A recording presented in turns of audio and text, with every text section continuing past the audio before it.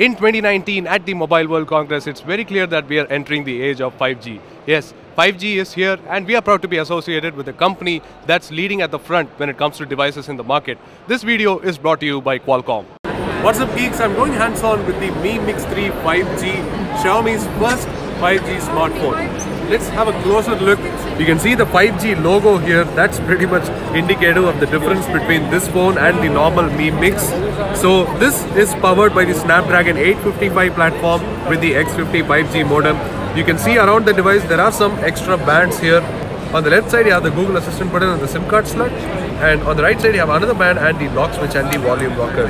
You can see that like other 5G phones, it's a bit thick as well on the sides. Now moving on to the front, you have a 6.39-inch Full HD Plus bezel-less experience. It's bezel-less because, as you know, Mi Mix 3 is a slider. There is a dual camera setup here.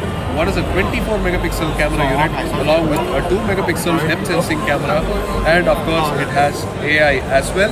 Now this is quite an addictive mechanism, and you can see it is happening at a real fast pace, and I think it's quite a sturdy mechanism. So moving to the back, you have a dual camera setup.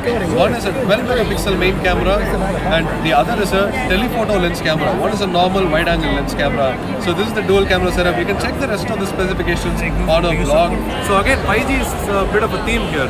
This is the first 5G smartphone from Xiaomi, again powered by the Snapdragon 855 platform with the X50 5G modem. So overall, that's pretty much what's new here.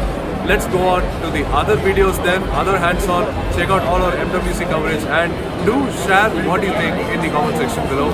Thanks for watching. See you in the next one.